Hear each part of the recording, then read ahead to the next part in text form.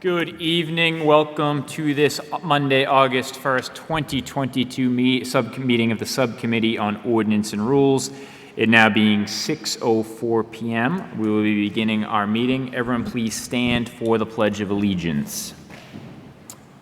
I pledge allegiance to the flag of the United States of America and to the republic for which it stands, one nation, under God, indivisible, with liberty and justice for all. I would ask everyone to remain standing for a moment of silence for all those serving in our military, both here and abroad.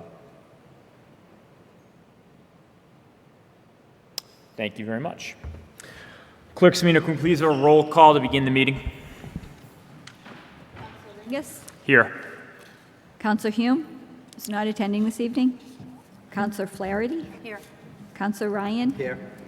President Barrica is also attending as ex officio. Thank you. Thank you, Clerk Semino. As to our approval of minutes, we have no minutes to approve this evening. So we're moving on to old business 22015, citizen petition, zoning ordinance text amendments, proposed amended article, medical and adult use or non-medical marijuana establishments, and related amendments to section 135-601 and 135-806, or to take up any action relative thereto. Is there a motion to take off the table order 22015? So moved. I have a motion by Councilor Ryan. Do I have a second? Second. I have a second by Councilor Flaherty.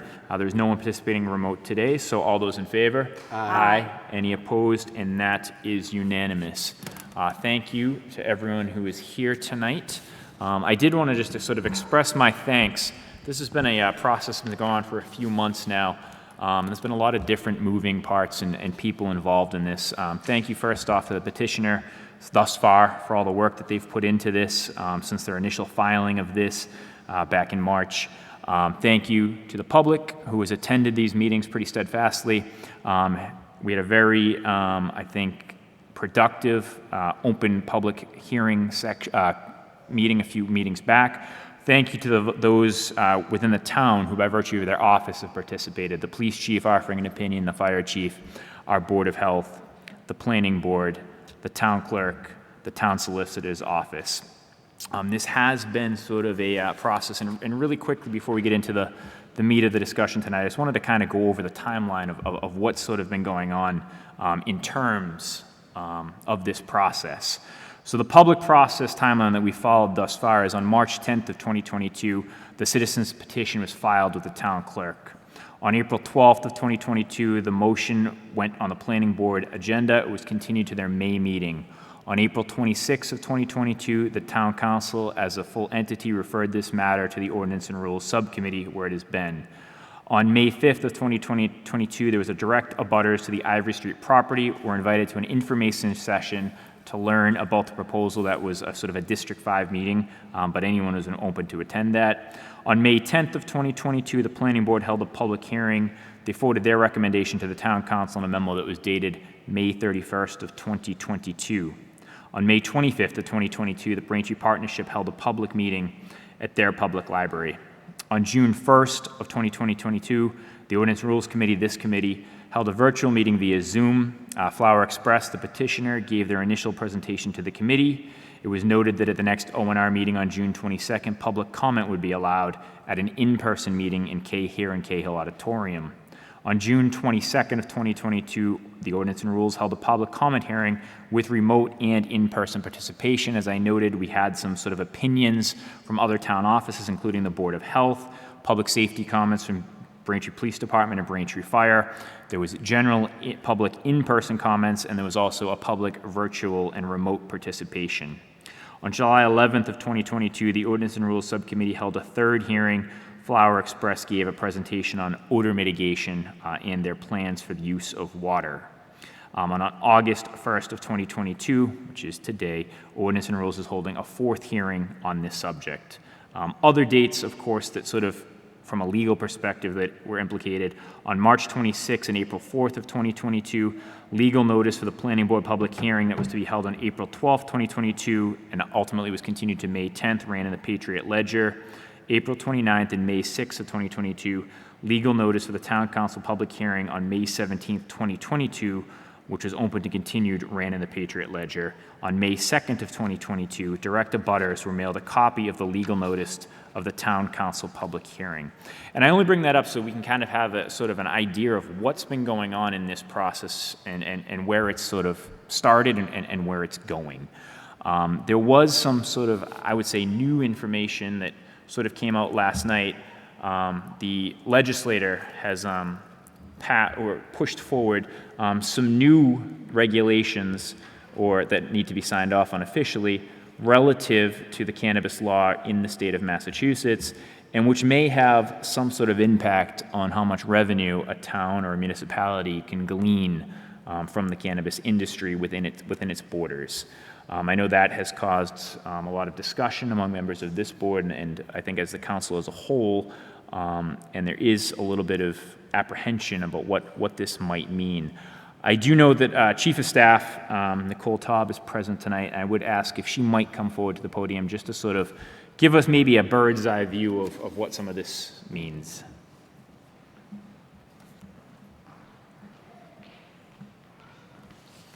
Thank you very much, Chairman Ringus. Good evening, members of the committee and Clerk Semino.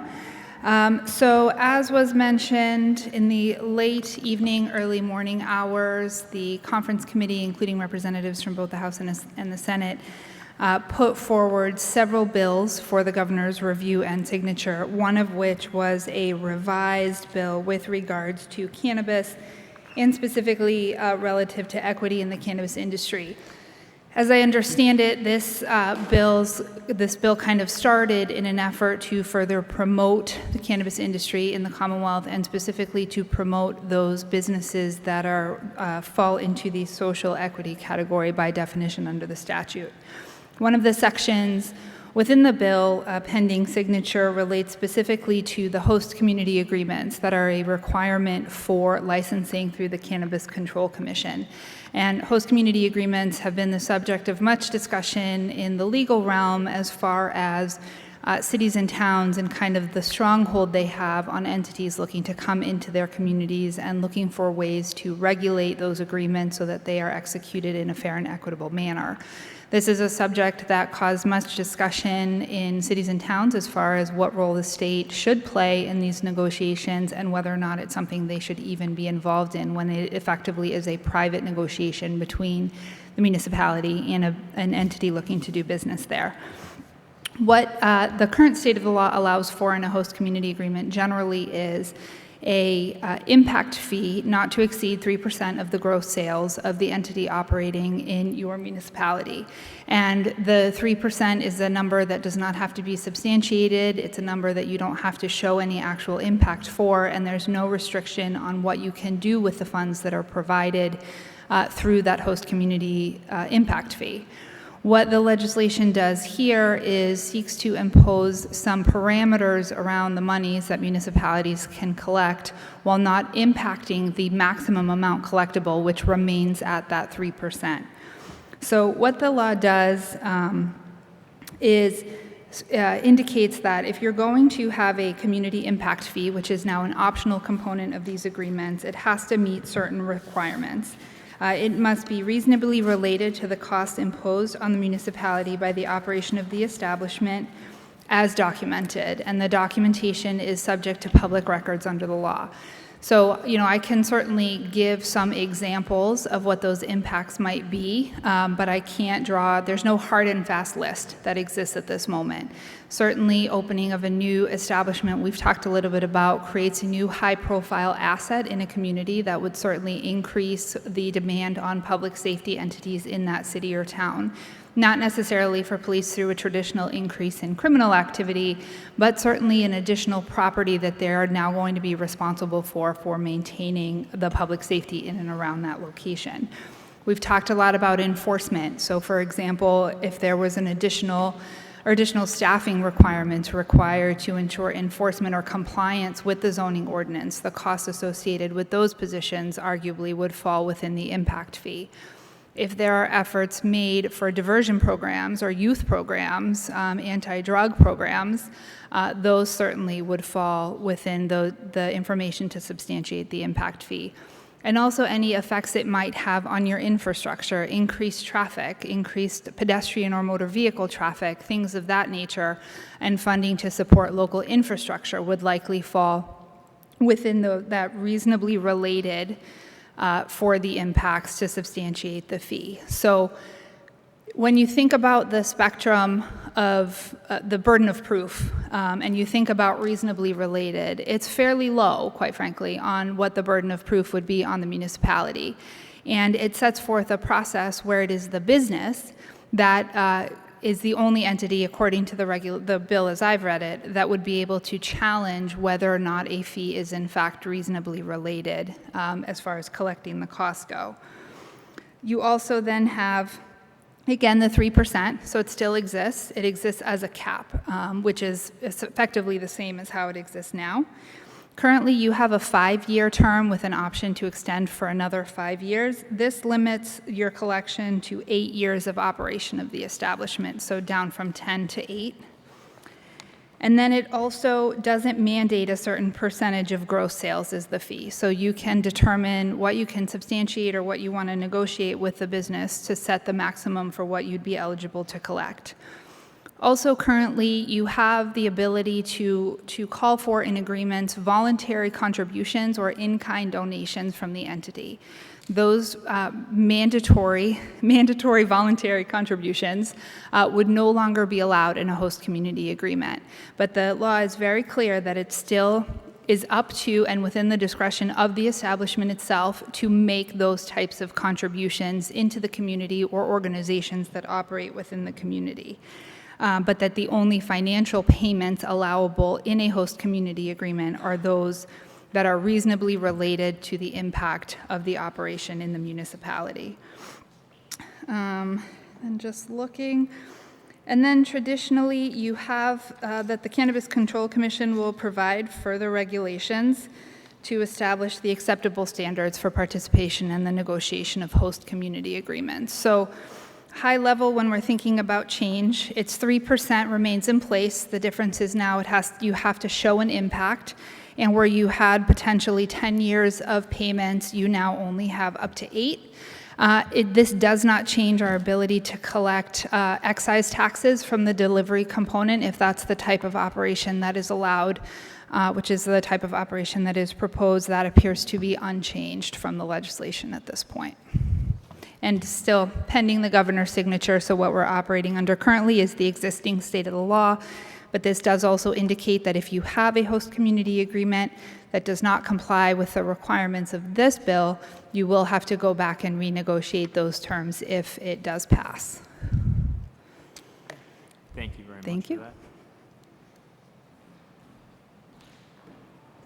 Any comments generally or questions? I know that Ms. Taub might not have answers necessarily to the questions or to that specifically, because it is obviously just newer and has not officially been signed into law yet, but I think we got a nice overview of that, so I appreciate that greatly. Any comments from members of the subcommittee?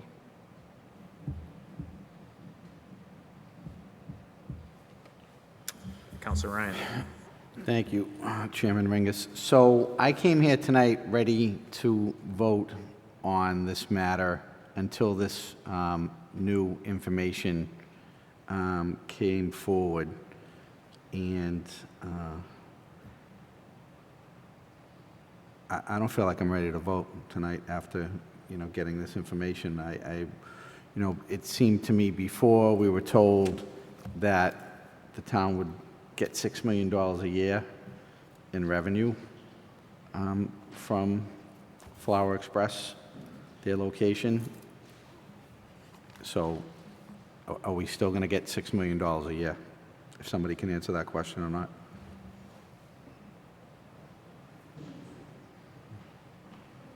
Ms. Taub, thank you.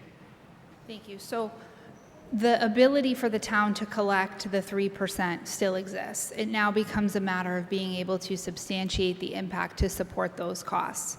And that is as it relates specifically to the impact fee allowable. I can't stand before you and substantiate $6 million worth of impact, but I do think that there are significant financial impacts to the community that would allow us to recover the maximum allowable under the law, whether you're operating under the current legislation or the current law, or you're operating under the pending legislation. As for any of the additional contributions that an entity would be prepared or willing to make, I certainly can't speak to that. That would fall to the entity itself.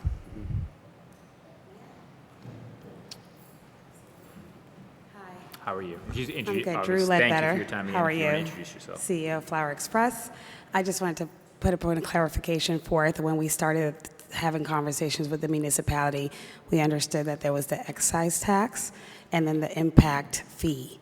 And those are two different numbers, so I just wanted to make that point very clear. The excise tax is still a 3% tax that you can collect on our revenue sales. The impact fee is something that is scrutinized by the CCC as previously described and needs to be substantiated. That's why we didn't even include it in our plan, and we opted to create a separate fund owned by Braintree and managed by Braintree residents and stakeholders to ensure that the funds would be available and it would be a percentage of our profits, essentially. So there's two things, and I know that the new legislation is specifically for impact fees. This is because of all the predatory towns that have come before us, where you're collecting an excise tax, but you also wanted 12 fire trucks, and that has happened. We have town legislators in jail for that type of activity in our state.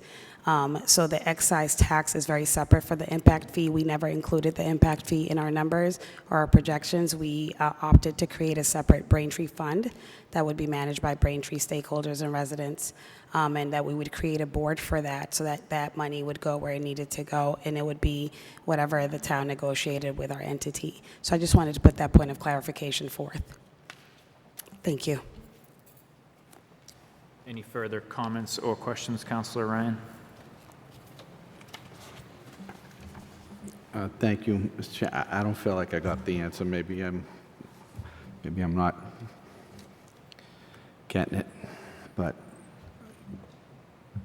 we were told that we could possibly get up to $6 million a year off the revenue for the town.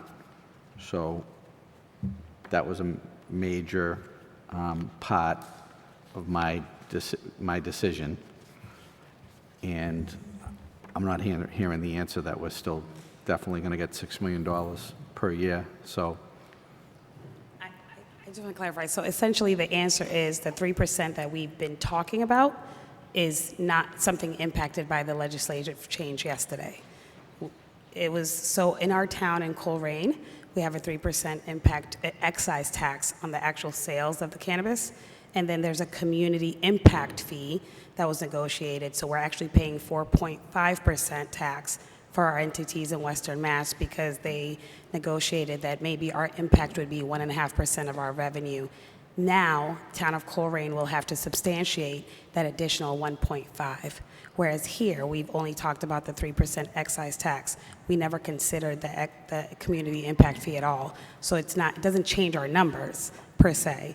It just allows you now that if you want to add an impact fee, that you can actually think about how you can substantiate it and create a number.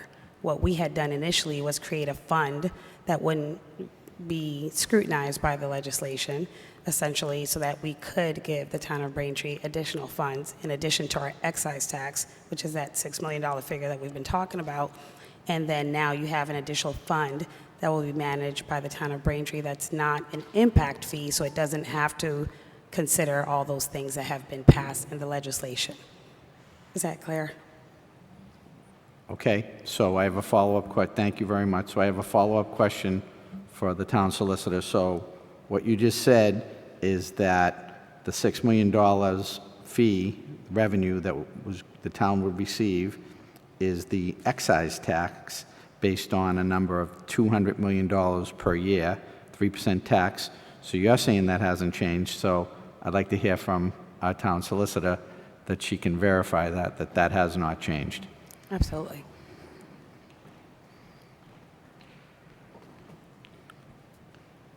There's nothing that I saw in the review of the legislation that changes a municipality's ability to collect excise taxes from an operation. And what makes this operation eligible for excise tax collection is the delivery component. The delivery component. Correct. So the delivery component is based on, as presented, is that we would get, based on their projected revenue, that we would get $6 million a year from that delivery component. So I don't know off the top of my head what the percentage of the excise tax is, but that is unchanged. Our ability to collect the excise taxes from the operation does not change by the legislation. So is all the marijuana that is being grown at this proposed facility going to be eligible for the excise tax, or is only a percentage of it going to be eligible for the excise tax? I'd have to defer to the operator. I'm not familiar with the business. Yep. My understanding is that it would be as long as we sell it. I didn't hear you, I'm sorry. If it's sold, it is subject to the excise tax. So it doesn't matter if you sell it to, any way that you're proposing to sell it, whether you're going to provide it for medical marijuana for whatever reasons that's going to be utilized, or if you have it delivered for recreational marijuana, that's all subject to excise tax. That is my understanding. That's your understanding? Absolutely. Okay. I'd ask the town solicitor if she has any understanding on that as well.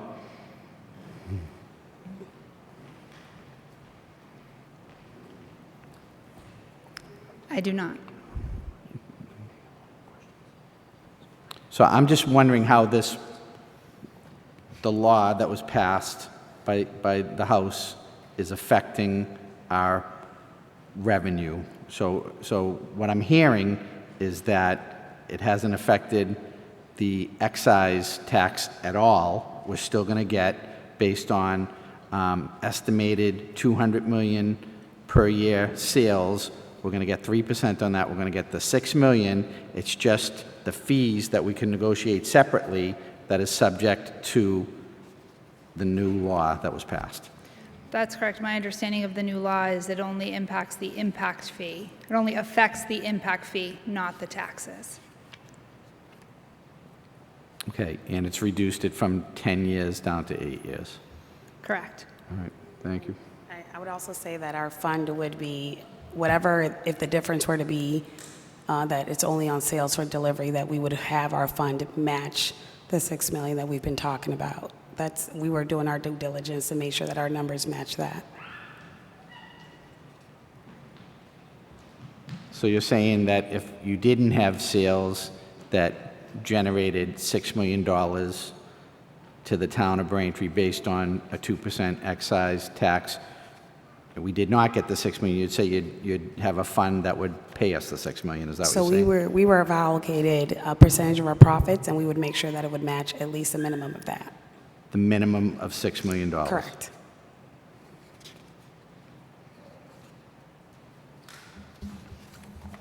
Okay, thank you. No worries. President Borica. Erica. Thank you, Chairman Ringus. I just wanted to get clarification, I believe from Solicitor Taub, and this, again, this legislation just came out this late this, I guess it would be early this morning.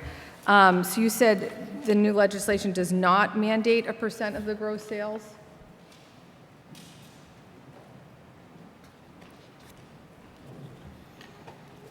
As far as the impact fee, Well, my understanding was that 3% of the gross sales was going to come back to Braintree, and that is no longer part of the legislation? no. So the current language allows a community to negotiate a host community agreement that provides an impact fee for up to 3% of the gross sales without any substantiation. The pending legislation allows for the municipality to collect a maximum of 3% of the gross sales. However, that number has to be substantiated as a real impact, as an impact reasonably related to the operation of the establishment. So the 3% remains in place. Now it's a matter of substantiating a reasonably related impact to support what you're collecting.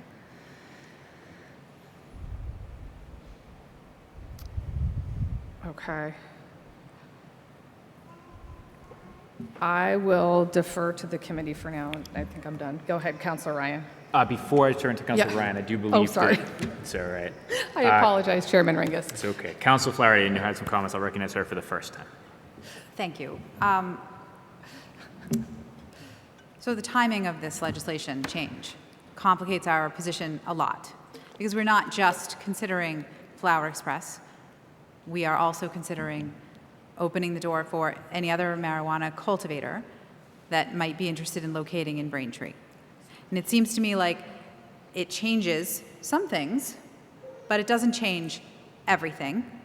And I just am trying very quickly, and which I'm not comfortable with at all, just to be clear. Like, I don't like having to come to a new conclusion about something that I consider this important in a matter of hours. And that's beyond anybody's control here, but that is what it is. It seems like this doesn't change the amount that we would collect on property taxes, because there would be an investment in the location and that would be collected in perpetuity. Doesn't change that. It sounds like it doesn't change excise taxes that would be collected on products that were produced in this facility. It does change the length of time for which we are able to have a host community agreement, and it does change, and this is where things are not entirely clear, it does change how much authority Braintree has to control precisely how we spend the money that is collected through the impact fee. Now, the standard is that it has to be reasonably, what is the term? Reasonably related. Reasonably, Reasonably related to the okay, operation. reasonably related, which the solicitor is telling us is not a very stringent standard.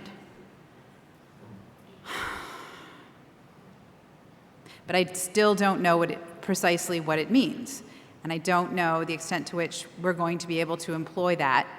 And the revenue is really important to considering this, because that's what the town is counting on from the establishment if we make a decision to accept it. Or we can't accept this establishment, but we can change the ordinance so that they could apply to the council for it. Not the council, the planning board, excuse me. So this change is 22 pages. And I just want to make sure that I understand. It was always clear to me that $6 million was based on the notion that Flower Express would make enough money that $6 million would constitute 3% of their total revenue. Now it sounds like that maybe I was inaccurate in that, and that the $6 million represents what can be collected through excise taxes, which is not changed. Stop me if I say anything that's inaccurate. Okay. Now it sounds like the $6 million that has been touted as a figure that Braintree could depend on is based on the excise taxes, which is not affected by this legislation. But the impact fee, which would be over and above the $6 million that was discussed, we would have to, as the Boston Globe article discussed, we would have to show receipts that it was connected in some way to the impact. Is that accurate? So putting aside the numbers, because I would defer to Flower Express on the numbers, but the excise tax revenue and the impact fee revenue are two separate buckets of money. And it is the impact fee revenue that would be modified potentially as a result of the pending legislation that's before the governor. As I said, and in reviewing it today, the focus was reviewing on the host community agreement limitations, because that is in large part what the legislation is about. that nothing has impacted a municipality's ability to collect excise tax revenue if one of these entities was to operate in your municipality. So in that regard, yes, and a host community or an impact fee is above and beyond the tax revenue generated for a municipality through the operation of any of these such establishments. Okay. Can you clarify some things for me concerning excise tax revenue and how it is collected and handled? Maybe. I'll just ask. You can tell me what you know. Excise tax is collected and divided between the state and the municipality. Correct. Do you know the proportion that each receives? I do not. Okay. That's what I have right now. Okay. Anything further, Councilor Flaherty? Not right now. Councilor Ryan for the second time. Thank you. I want to ask Flower Express a question. So we have been talking about this for a while now, and I'm wondering, in light of recent developments, what if we don't vote on this tonight? What type of time frame are you folks looking at, and how would that impact you? Well, we're a business entity, and we've spent a lot of time and resources trying to convince your town that we would be a good fit for this community. And as a business owner, we would have to circle back and figure out what the next community and best fit would be in this area. And that is as transparent as I can be about that. But the entire time, we never planned on the impact fee because we knew this legislation was on the table. So we never talked about impact fee with your team. We never talked about impact fee with the town because we understood that it was under scrutiny and legislation was coming to direct or redirect the impact fee. And that's why we committed a percentage of our profits to a community fund led by Braintree residents. And that's exactly why we made that decision early on and when we came to the town of Braintree. But as business owners, we've put a lot of time, resources, and funds into this process, and we have to definitely evaluate what we need to do next in terms of location.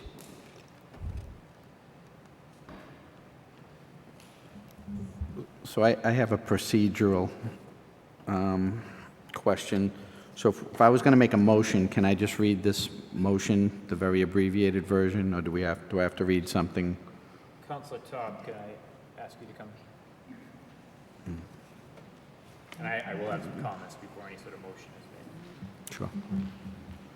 So I think what the committee has is the original filing that came over from the planning board, the text amendment that was approved. There were some recommendations or requests from the planning board for further revision or modification to the draft. A red line version was subsequently provided to the committee, incorporating 2 of the 3, if I'm not mistaken, of those changes.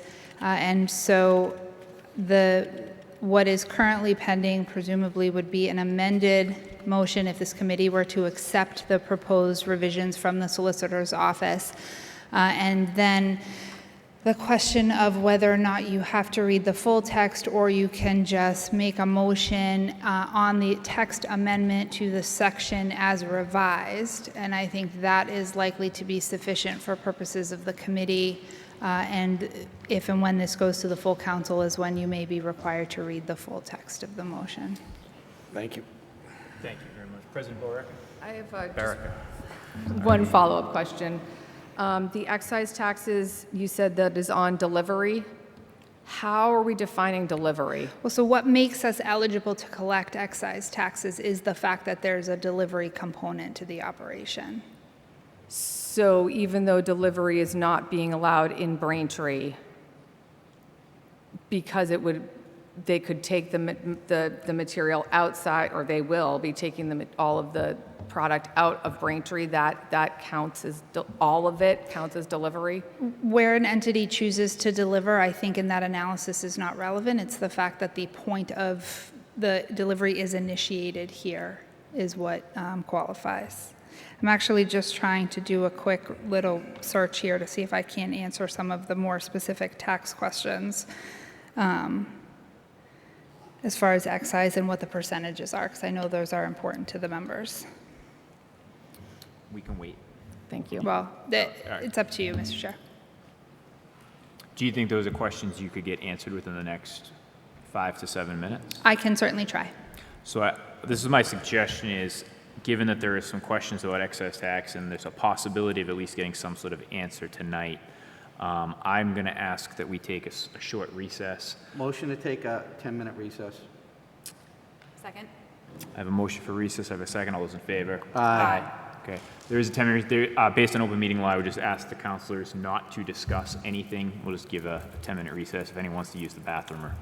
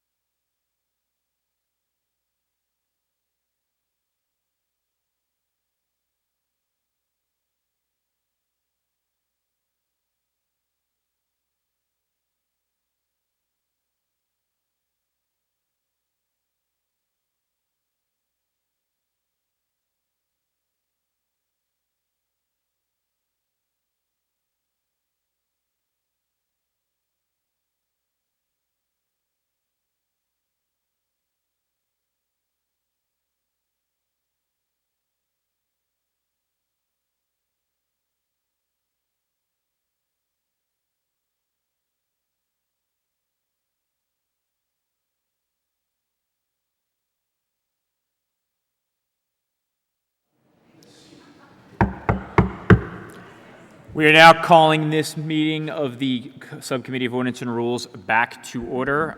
Thank you, everyone, for their partaking in that short recess. I know that Solicitor or Chief of Staff Taub was able to do a little bit of research to get some answers to questions posed by some of the councilors, so I would call her back to the podium to answer some of those questions. Thank you, Chairman Ringus. So apologize for looking at my phone here. So just to answer the question about the taxes. So there are two categories of taxes imposed on marijuana retailers. The first are the state taxes. There's an excise tax of 10.75% plus a 6.25% sales tax that goes to the state. Then there's a local option tax, or if you accept the statute, then the municipality can collect up to 3%. And in this case, my understanding is that it would be 3% of the revenue derived from the delivery operation from the establishment. And again, having flipped back through the bill, did not see anything that would affect that. We'll certainly take a closer look this evening in the event that this committee votes tonight, and if there's any change or variation from what has been reported this evening, it will be reported to the committee and the president of the council immediately. Thank you, Solicitor Taub, or Chief of Staff Taub. Any further questions for Chief of Staff Taub? I just wanted to make sure that we were all on the same page. So there's two buckets of taxation. Are we clear on that one, that there's the excise tax that the town can impose, and then the community impact fee that the town can impose as well? Is that clear? Okay. So essentially, we've been talking about the excise tax on our revenue sales, which is open to the town of Braintree because we have a social equity delivery license here in the town. Is that also clear? Okay, so we've never talked about the impact fee because we created a Braintree fund that would be managed by Braintree residents. And I just wanted to make sure that that was also clear. Okay, so I just wanted to share. Oh, come on up. I just want to clarify one thing. Anything that's collected as an excise tax derived from the revenue would come directly to the town like any other local taxes that are collected. Anything beyond that, that an entity wanted to voluntarily contribute to the community could operate in a separate fashion. I think that that's where we were getting to. Essentially, we've already committed to dedicating a portion of our profits to the town in a manner that is not scrutinized by the CCC or the legislative regulations. And although we appreciate all the time and effort the town's put into it, if we don't move forward today with a recommendation, our team will need to just walk away from the situation at this point, just because it's been a very expensive process. So I just wanted to make that extremely clear. Thank you. Thank you. Councilor Flaherty for the second time. I just had a question about the local option tax. Is there a limit of time for which we can impose the local option tax?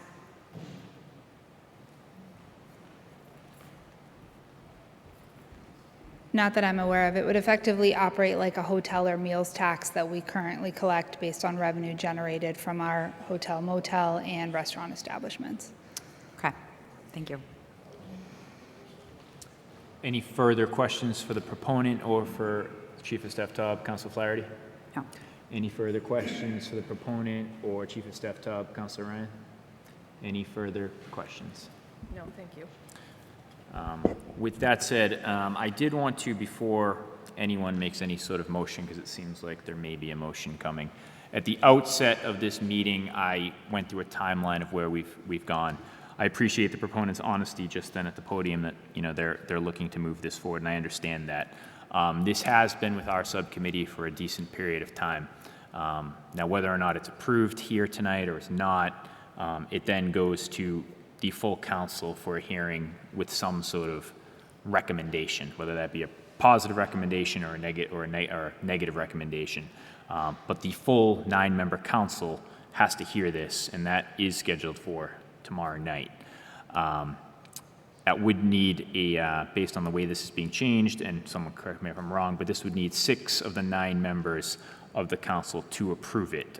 So there's nothing binding about what this subcommittee is going to do. It is just the subcommittee that has been charged with, in essence, investigating and assembling various documentation and testimony to provide to the full council, and hopefully the other councilors who have not been privy to this, and I know they have been paying attention and doing their own homework, and I know they have because some of them have submitted questions.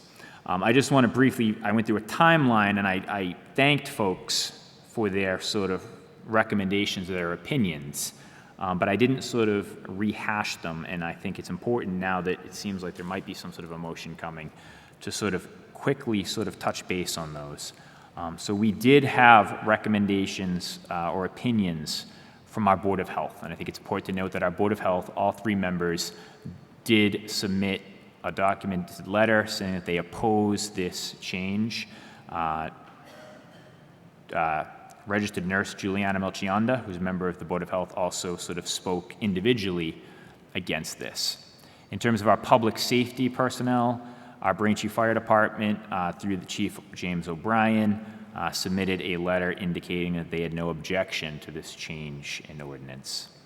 The Braintree Police Department, through Chief Marc Dubois, also gave us sort of 2 different, two similar recommendations or opinions. One was slightly lengthier than the other. In essence, given the well-regulated way that cannabis is now, that he didn't see necessarily any issues with the town welcoming a change in ordinance.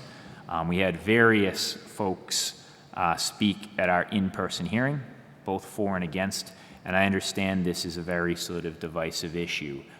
Often what we heard and we've seen in both our virtual comments and all the folks that have reached out to us via email, via phone call, is that it is a very sort of split sort of town in some terms of where people are looking at this. Some folks see that there might be an increase in revenue that this town could obviously use, and other folks note that the messaging here might be poor and that perhaps there are other ways which we can enhance our town or create revenues. And I think it's important to note that everyone has an opinion here, and no one's opinion is wrong. And I think, like we saw in that public comment hearing, and hopefully we'll see tomorrow night, it's important to have that open dialogue, that open discussion, and understand that folks are going to have different opinions on it, and to be respectful of those varying opinions.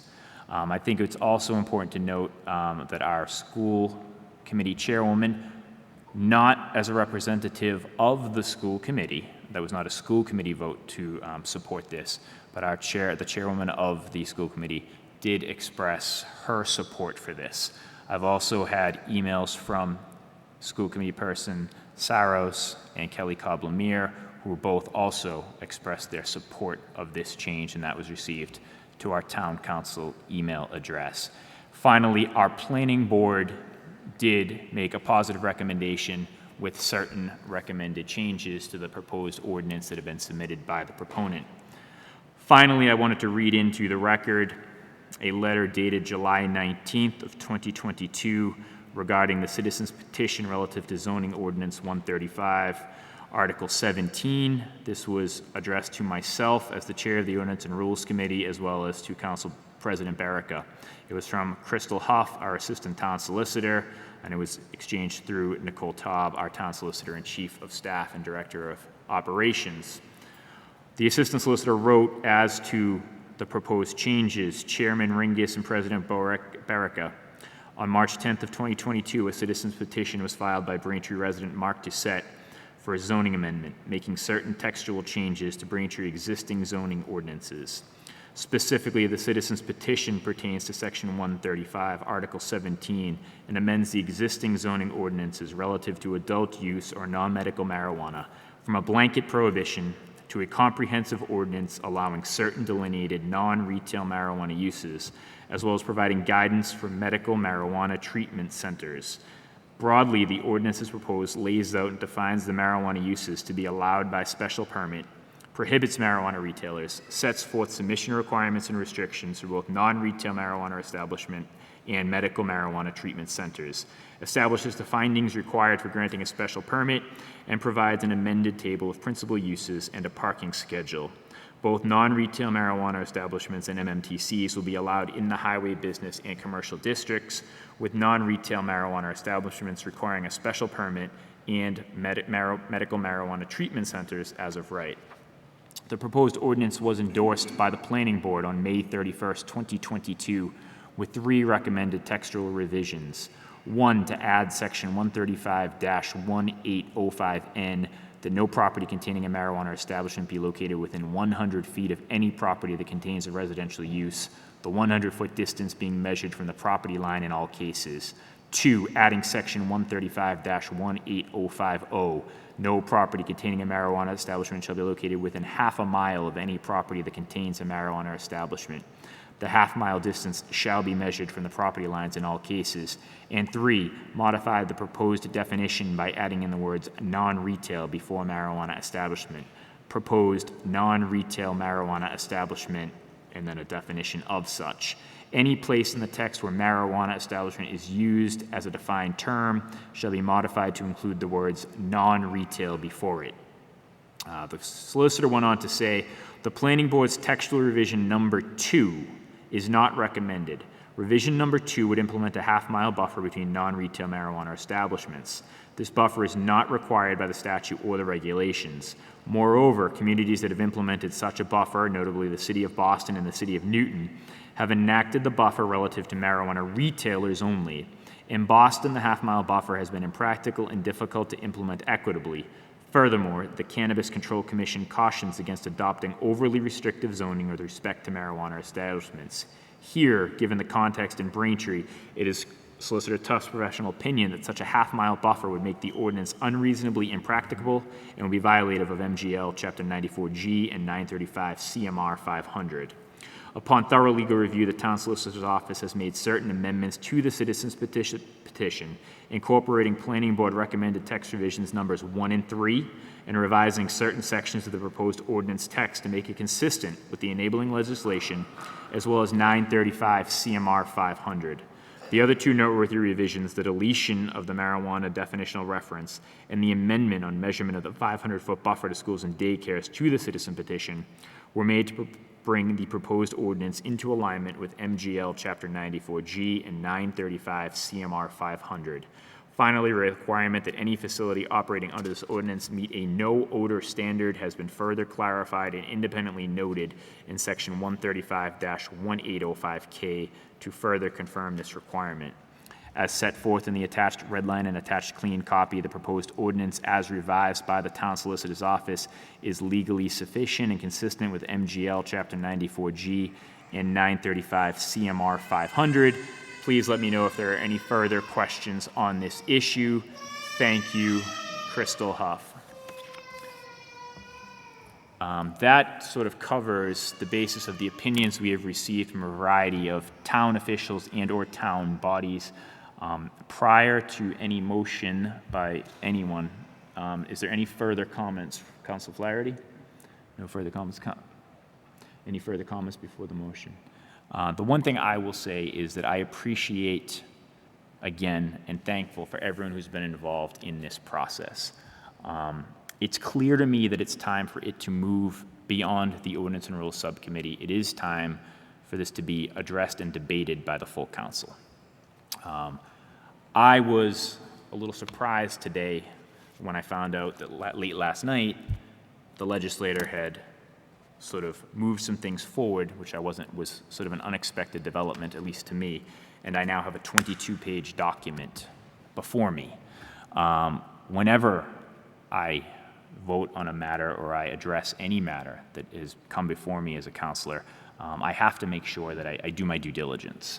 And I appreciate what we've heard from the proponent tonight, and I appreciate what I've heard from the Town Solicitor's Office tonight and the work that was done so somewhat on the fly. So I am appreciative of that, but I need to fully digest this 22-page document. But I'm also cognizant of the fact that you're a business and you need to move forward on some things, and we do have a meeting scheduled tomorrow night. I believe there is a motion coming. Based on everything I've heard and everything I've seen, I personally need more time to make an informed vote. I need to digest this 22-page document. I need to make sure that everything I heard tonight is accurate before I can make a legitimate vote. So I know there will be a motion coming.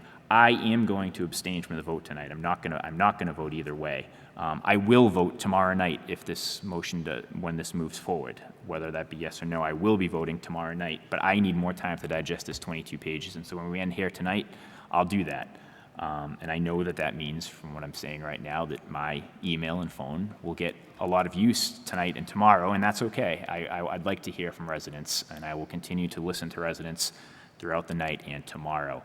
But I just want that to be clear to the counselors that I've worked with, and thank you to all the work that you've put into this, because this has been hours of work, hours of time, and we're not quite done with it yet. And to the proponent, I will give you an answer tomorrow night, but I just personally need more time. But I do think it is time to move this forward to the council for full debate and for further public comment tomorrow night. And so with that, is there a motion? Yes, there's a motion for favorable recommendation to the full council to approve Town Council Order Number 22015, Citizen Petition Zoning Ordinance Text Amendments, Proposed Amended Article XV, it's, what is XV 17, 18? It says XVIII. 18, medical and adult use or non-medical marijuana establishments and related amendments to Section 135-601 and 135-806, or take up any action related thereto as amended in accordance with Planning Board recommendations number 1 and number 3 dated July 19, 2022. So moved. I have a motion by Councilor Ryan. Do I have a second? Second. I have a second by Councilor Flaherty. All those in favor? Aye. And one abstention, so that will be a favorable recommendation to the full council for tomorrow night's meeting. 2 in favor, 1 abstention. Thank you for all your work tonight on that. I would again indicate tomorrow night at 7:30 here in Cahill Auditorium, there will be a full council meeting that will address this issue. It will be a public hearing. Public comment will be allowed. I believe, I don't want to speak for President Berica, but I believe that each speaker will have 5 minutes, which is a little bit of an increase from what I did, 5 minutes with which to speak. We will hear from the proponent. We will hear from the public as well. So with that said, there being no new business, do I have a motion to adjourn? A motion from Councilor Ryan. Do I have a second? Second. I have a second by Councilor Flaherty. All those in favor? Aye. And that is unanimous.